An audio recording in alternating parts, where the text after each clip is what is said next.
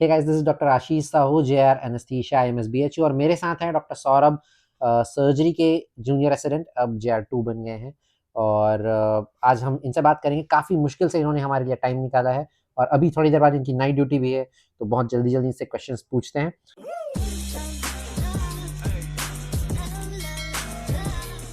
तो सबसे पहला सवाल वही पूछेंगे जो हम सबसे करते हैं कि रैंक कितना था आपका नीट 2023 में, ऑल इंडिया रैंक? तो मेरा NEET 2023 all India rank was around 5300 था एंड स्टेट रैंक मेरा आया था अराउंड 800 के आसपास। फिर हमारा नेक्स्ट क्वेश्चन रहता है कि आपने सर्जरी क्यों चूज़ किया? क्योंकि इससे पहले मैंने कविन से बात किया, मानस सर से बात किया, अंकित से बात किया, उनका एक ही जवाब था कि उनको वर्क लाइफ बैलेंस चाहिए। मैंने अपनी एनेस्थीसिया वाली वीडियो बनाई, उसमें भी मेरे को एनेस्थीसिया इसलिए चाहिए था क्योंकि मेरे को वर्क लाइफ बैलेंस चाहिए, थोड़ा सा चिल ब्रांच चाहिए।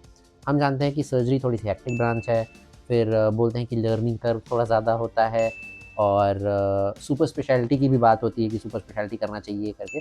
तो सर्जरी क्यों चूज़ किया? तो मेरे पास दो ऑप्शन थे, या फिर मुझे इंटरेस्ट था सर्जरी में या फिर मेडिसिन में। दोनों में I had equal kind of interest. Surgery particularly मैंने इसीलिए चूज़ किया क्योंकि सर्जरी में स्किल बेस्ड लर्निंग जो होता है वो प्रायोरिटी लेता है, एंड इन द पूरा जो करियर हमारा होगा, it will be always and always something new to learn at any point of time, at every corner. तो कभी ऐसा नहीं होगा कि तुम्हारा लाइफ मोनोटोनिक हो जाए। आगे जाके अगर तुम एक्सपीरियंस्ड सर्जन भी बनोगे, there will be still something that you will have to learn. And surgery तो एवॉल्विंग ब्रांच है, तो कभी ऐसा नहीं है कि एक सर्जरी पर्टिकुलरली फिक्स हो जाए। There will be always something new coming up. So learning जो होता है वो सर्जरी में एक्टिव रहता है बहुत ज़्यादा, एंड स्किल होता है वो इट विल बी, मतलब ऐसा होता है कि करके सीखना होता है, and so it will keep you involve at all point of time. ऐसा नहीं, कभी भी ऐसा नहीं होगा कि you will be saturated at any point of time. And surgical branches are always like respectable branch compare to any other. थोड़ा सा सर्जन को बहुत ज़्यादा रेस्पेक्ट मिलता है। हाँ, कहीं भी हम, जैसे मैंने अपने एनेस्थीसिया वाली वीडियो में भी बोला था कि मूवीज़ में या फिर कहीं पर भी दिखाते हैं, वो हीरो होता है, वो सर्जन ही होता है। तो ऐसा तो नहीं था कि रैंक आने के बाद आपने डिसाइड किया कि या फिर पहले से सोच के रखा हुआ था कि सर्जरी लेना है, या फिर इस तरह से कुछ? नहीं, मेरा सर्जरी में इंटरेस्ट तब से चालू हुआ जब मैं एक्सपोज हुआ अपने यूजी में। जैसे हमारा क्लिनिकल रोटेशन स्टार्ट हुआ, तो वन ऑफ आवर प्रोफेसर्स, वो मेरे में ना वो ऐसा एक ही made me interested in surgery in a way that surgery actually captured me. ऐसा नहीं होता है कि सर्जरी में बस तुम डायग्नोस करो, कुछ ट्रीटमेंट स्टार्ट कर दो and patient will be fine. ऐसा होता नहीं है। Surgery is always and always medicine plus surgery, तो दोनों चीज़ें होती है। तो सर्जरी में ऐसा होता है कि you will always find one particular cure for the disease. ऐसा नहीं कि तुम ट्रायल दोगे, नहीं हो पाएगा बदल दोगे, ऐसा तो नहीं होता है। या फिर ये कंप्लीट क्योर होता है, या फिर समथिंग प्रोसीजर होता है which will actually help the patient in a better way, which will make a significant difference. That was the way that I got interested in surgery. और कौन-कौन से ब्रांचेस थे आपकी लिस्ट में सर्जरी के अलावा? अगर आपको सर्जरी नहीं मिलती, मान लेते हैं एक सेकंड के लिए, तो आपके लिस्ट में, प्रायोरिटी लिस्ट में और क्या-क्या ब्रांचेस थी? मेरे पास बस दो ही ऑप्शन था, या फिर मैं सर्जरी लेता या फिर मैं मेडिसिन लेता। तो मेडिसिन ब्रांच मुझे इसलिए पसंद था क्योंकि उसमें थोड़ा सा इंटेलेक्चुअल एस्पेक्ट जो होता है वो बहुत ज़्यादा होता है। मतलब you need to assess, analyse, and फिर बाद में तुम डिफरेंशियल्स लोगे, फिर बाद में you will just see the patient. तो तुम्हें एक्चुअली ऑब्जर्वेशनल स्किल्स जो होता है वो मेडिसिन में बहुत ज़्यादा चाहिए होता है। सर्जरी में भी चाहिए, मैं ये नहीं बोल रहा हूँ, सर्जरी में ऑब्जर्वेशन मायने रखता है बहुत ज़्यादा, बट मेडिसिन मुझे सेकंड ऑप्शन इसीलिए मैंने रखा क्योंकि मेडिसिन में बहुत ज़्यादा हैंड्स ऑन नहीं मिलता। हैंड्स ऑन होता नहीं है कुछ करने के लिए, प्रोसीजर्स हाँ होते हैं, but not as frequent as in surgery. Surgery में it is blood and tissues everywhere. I felt surgery is my kind of stuff in surgery and medicine, बस दोनों ही थे, बाकी उसके अलावा तो ऐसा कुछ नहीं था कि थोड़ा चिल ब्रांच चाहिए? इस रैंक पे आपको मेरे ख्याल से दूसरी ब्रांचेस भी मिल सकती थी जो थोड़ी सी चिल होती, जैसे कि बहुत जगह से आपको मेरे ख्याल से डर्मा भी मिल जाता, जैसे मेरे स्टेट में इस रैंक पे शायद सरडर्मा भी मिल रहा है, तो उन ब्रांचेस का थोड़ा नहीं सोचा कि जो थोड़ी सी चिल हो, क्योंकि सर्जरी हम जानते हैं हेक्टिक होता है थोड़ा।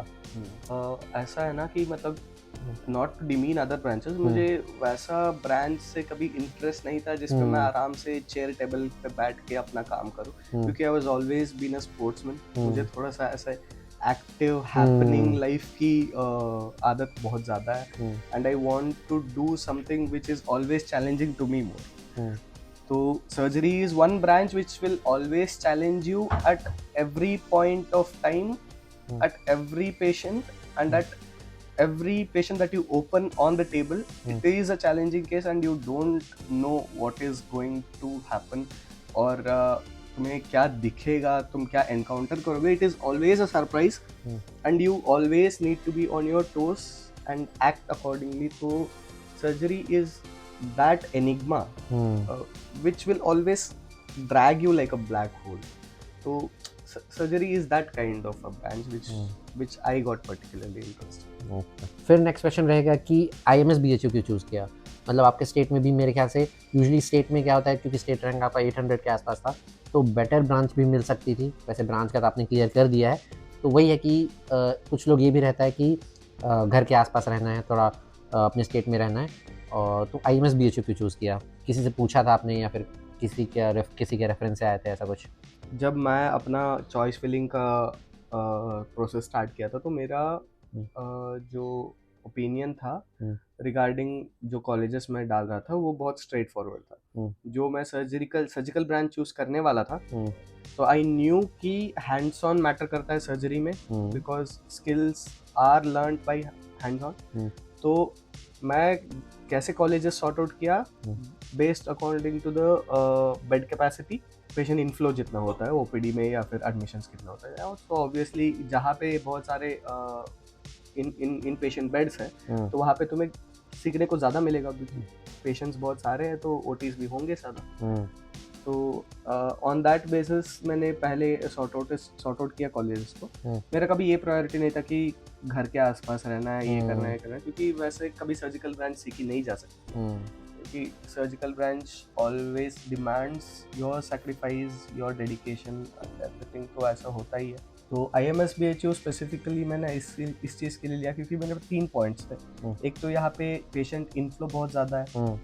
यहाँ पे दूसरा है कि आपका जो बॉन्ड होता है, जो पोस्ट पीजी बॉन्ड होता है, वो हमारे स्टेट में तो है ही.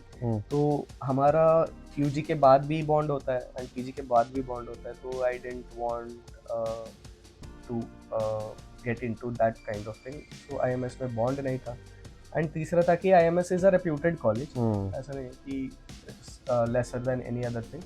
एंड तीसरा था कि यहाँ पे स्टाइपेंड भी थोड़ा बहुत ज़्यादा है. मतलब ऑन द मीन वाइल जब तुम करोगे कुछ काम and you are getting paid accordingly, it matters a lot. क्योंकि अगर यही काम मैं दूसरे कॉलेजेस में करूँ, मैं इनफैक्ट मैं अपने स्टेट में कर लेता, तो I would get half of the salary of what I was getting here. ये सब चीज़ें मिला के I kept the priority of IMS BHU. Okay, फिर अपन आते हैं कि करंट रेसिडेंसी के ऊपर. इसमें पहला क्वेश्चन रहेगा कि कहाँ कहाँ ड्यूटीज़ लगती है आपकी रेसिडेंसी में? हाँ, इन सर्जिकल हमारा जनरल सर्जरी में बेसिकली सारे वार्ड्स में पोस्टिंग होती है. एंड उसके अलावा सुपर स्पेशलिटीज़ होती है. सुपर स्पेशलिटीज़ में मेनली हमारा आता है CTVS, पीडियाट्रिक सर्जरी आता है, देन प्लास्टिक सर्जरी आता है, न्यूरो सर्जरी आता है, ट्रॉमा सर्जरी आता है, एंड ऐसे मतलब बहुत सारे, यूरोलॉजी आता है. तो ऐसे बहुत सारे कुछ सुपर स्पेशलिटी ब्रांचेस है जहाँ पे रोटेशन वाइज हमारा पोस्टिंग होता रहता है. एंड हमारा सर्जिकल इमरजेंसी भी है, तो वहाँ पे भी पोस्टिंग होता है हमारा, जो इमरजेंसी केसेस हैंडल करने में हमें थोड़ा बहुत ट्रेनिंग मिल जाता है. और ये जितनी भी जगह ड्यूटीज़ रहती हैं, जैसे इमरजेंसी ड्यूटी हो गई आपकी, फिर वार्ड में ड्यूटी हो गई है ना, और सुपर स्पेशलिटी की OTs में ड्यूटी होगी, उसमें ड्यूरेशन क्या रहता है अप्रॉक्स, कि कितना आपको ड्यूटी पे रहना पड़ता है? देखिए, as a JR1 if you are planning to join any surgical branch, तो बेसिकली फर्स्ट ईयर में आप लोगों का कोई फिक्स्ड ड्यूरेशन नहीं होता है, एक्सेप्ट इन super speciality branches. Basically ward में जब भी कोई भी आएगा, बेसिकली मान लो कि 24/7 ड्यूटी रहता है. He is always on call. Surgical resident is always on call, is on call और ऑलवेज इन द प्रेजेंस. तो ये भी बोल सकते हैं।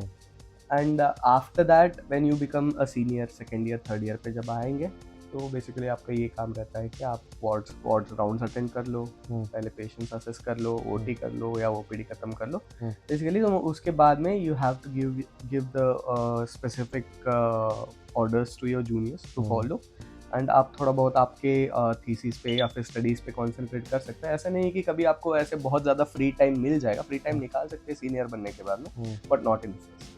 तो नेक्स्ट क्वेश्चन ये रहेगा कि कितनी हेक्टिक रहती है, स्पेशली फर्स्ट ईयर में लोग ये जानना चाहते रहे हैं कि फर्स्ट ईयर में कितनी हेक्टिक रहती है।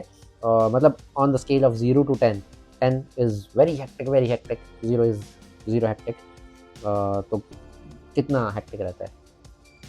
ये क्वेश्चन तो सब्जेक्टिव है, बट आई वुड से कि ऑन स्केल ऑफ 0 to 10 ये 10 ही रहेगा। क्योंकि बेसिकली हमारा ऐसा था कि जब हम यूनिट में पोस्टेड थे, या फिर जब मैं ज्वाइन किया था as a start in super speciality में, ही लगा इन ट्रॉमा सर्जरी लगा था मेरा पहला चीज़ था।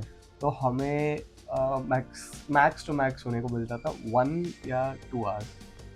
तो उसके बीच में खाने को 2 मिनट ऐसे, मतलब 2 मिनट ऐसे कि नहीं कि बैठ के खा जाओ, भाग दौड़ के ऐसे ही रैपर फाड़ो, चलते चलते खा लो, and you are on to your next spot to get the next work done. तो बेसिकली वर्क तो हेक्टिक है ही सर्जिकल ब्रांचेस में, कभी ऐसा होता नहीं है, क्योंकि हर एक प्रोसीजर में कम से कम 15-20 मिनट तो लग ही जाते हैं। वैसे तो 20-25 तो होता ही है जो प्रोसीजर्स करने होते हैं, तो it will B hectic in the first year. और सेकेंड ईयर में अभी जैसे आप सेकेंड ईयर बन गए हैं, जूनियर्स आ गए हैं, तो कितना काम थोड़ा सा कम हुआ है, कुछ लोड कम हुआ है? नहीं, इनिशियली सेकेंड ईयर में मतलब ऐसा लगता है कि सेकेंड ईयर बनने के बाद थोड़ा सा ऐसे स्टार्ट हो जाता है, थोड़ा सा रिलैक्सेशन पे, इस पर ऐसा होता नहीं है। क्योंकि जैसे जूनियर्स आते हैं, पहला काम हमारा होता है कि उनको सिखाना, तो उसमें उनको सुपरवाइज करने की आवश्यकता होती है, जिसमें हमारा मैक्सिमम टाइम जाता है। हाँ, कि हम काम कम करने लगते हैं, क्योंकि हमारा मेन इंटेंशन रहता है कि उनसे करवाएं, पर हमारा वहाँ पे प्रेजेंस होना भी ज़रूरी है ताकि काम सही से वो ये देखना है।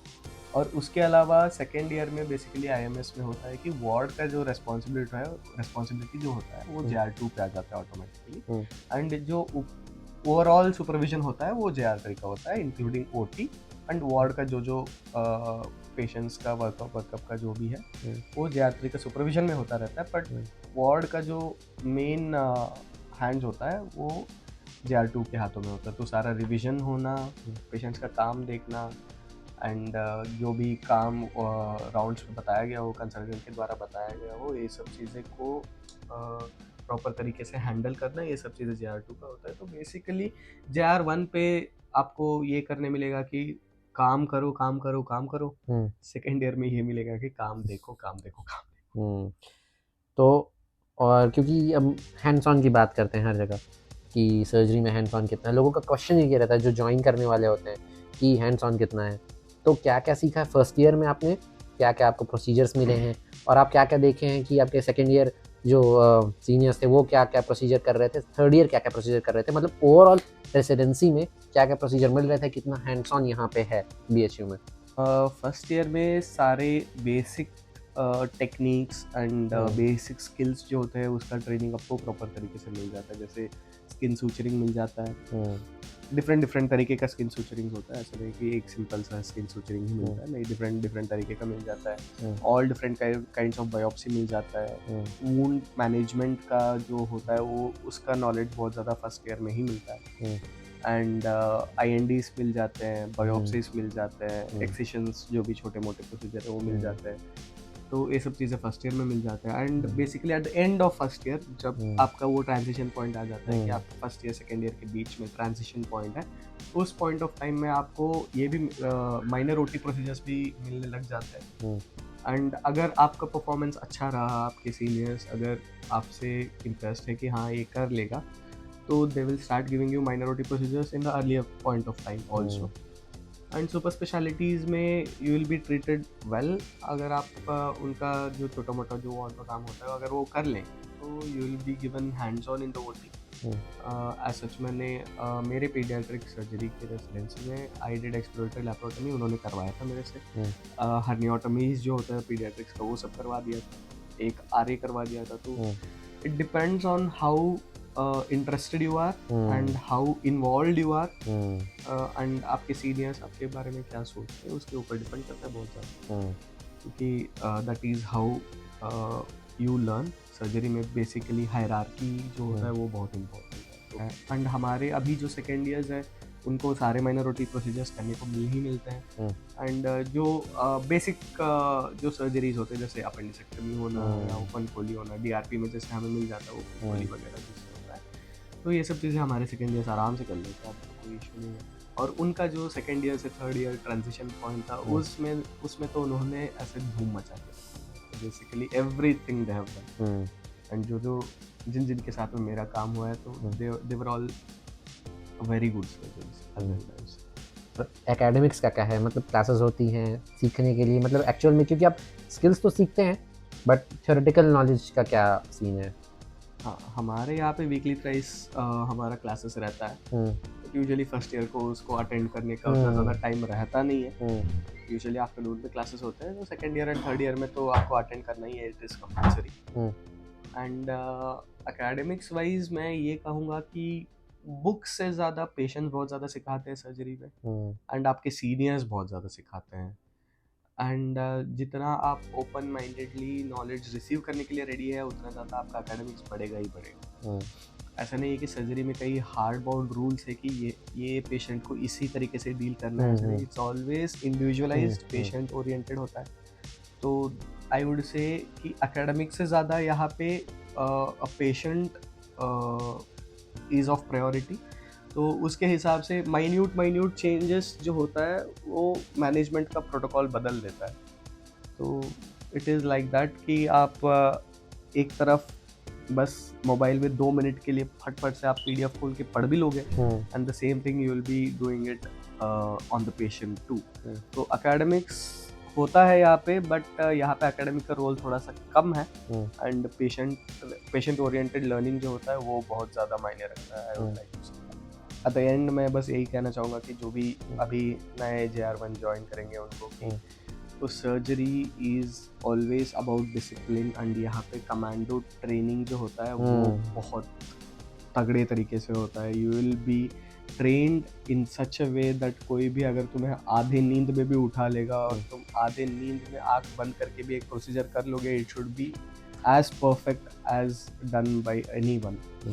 तो इट इज़ लाइक आपको इसी तरीके से ट्रेनिंग मिलेगा। It will be very hard in the initial days, but जैसे आप थोड़ा सा अडॉप्ट कर लोगे एंड थोड़ा सा आप इंटरेस्ट लगा लोगे, then it's gonna be a smooth. Okay, thank you Saurabh, thank you for joining us. Thank you doctor Ashish. आपका धन्यवाद कि आपने 9 बजे से ड्यूटी शुरू हुई है होनी है आपकी और आप 9:15 बजे यहीं पे बैठे हुए हैं। Thank you so much. मिलते हैं फिर अगली वीडियो में। Bye bye.